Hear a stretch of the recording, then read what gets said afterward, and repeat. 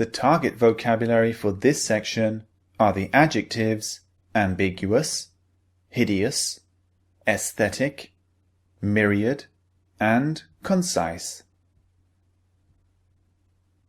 So to kick off the course, we're going to look at 5 adjectives. Let's look at word number 1. Word number 1 is ambiguous, which means having more than one meaning. For example, you have to try hard to understand the novel. Many parts of it are ambiguous, so it can be confusing. So ambiguous means having more than one meaning. In this example, I said many parts of the novel are ambiguous. This means that some sentences could have more than one meaning, depending on your angle, depending on how you look at it. Let me give you another example. Imagine I say, let's go to the bank. This sentence is ambiguous because it could have more than one meaning. The word bank has 2 meanings in English. One meaning is the place where we go to deposit and withdraw money. But another meaning of bank is the place beside a river. It's called a river bank. So we go to the bank to deposit and withdraw money, or we go to the bank to relax beside the river.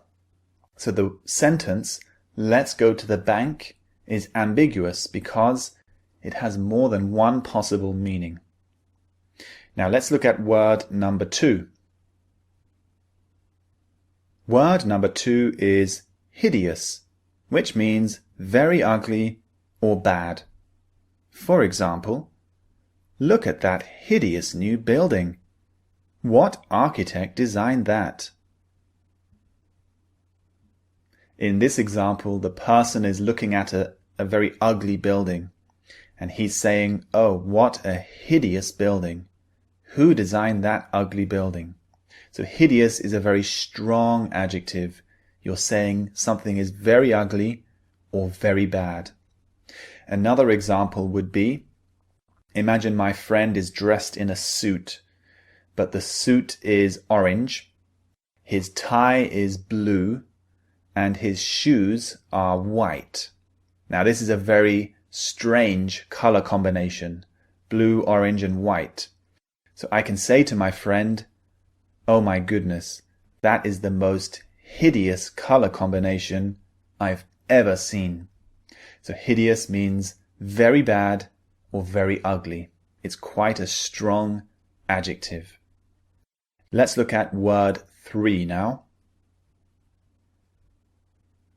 Word number 3 is aesthetic, which means relating to beauty and appearance.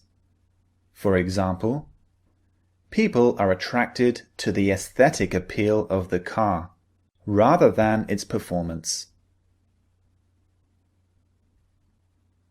In this example, the person is saying, look, people don't buy this car for its fantastic performance. Maybe it's not very fast or it's not very energy efficient. What they buy it for is its beauty, its appearance. So its aesthetic appeal is why people like it. Another example of aesthetic would be, imagine a woman goes to buy a new handbag, but she doesn't really care about what it looks like. She just wants a handbag to carry things. She doesn't care if it's a designer handbag or if it looks beautiful.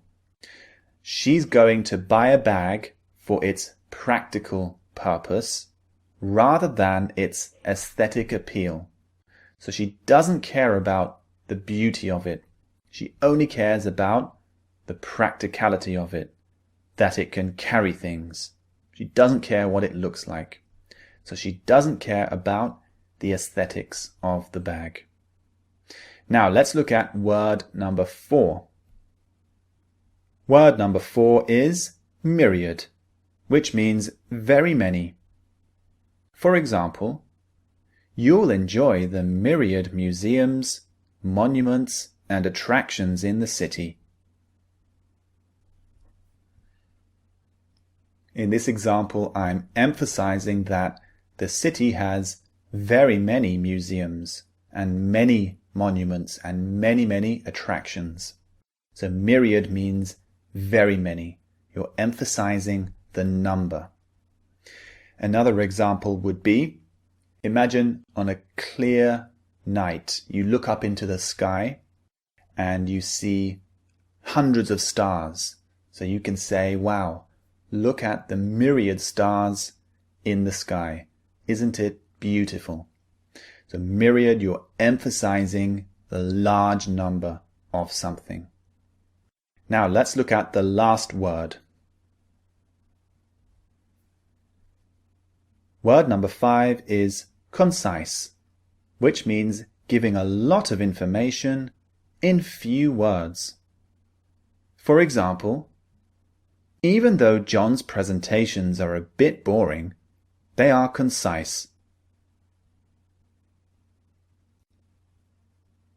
Here I'm saying, look, John's presentations are a bit boring, but the good thing is they are concise. So concise is usually a positive meaning. It means you're using a few words, it's very short, but you're giving lots of information in those few words. Another example of concise is a concise book. So imagine a book on world history. If you give a full account of world history, the book would be humongous. However, if I give a concise account of world history, the book will be relatively short, but it will give lots of information in those few words. So concise is usually a good meaning. It doesn't mean too short. It's a good meaning. Now you need to move on to the pronunciation training, where you'll see a close-up of my mouth and you'll be able to master each word's pronunciation very accurately. I'll see you there.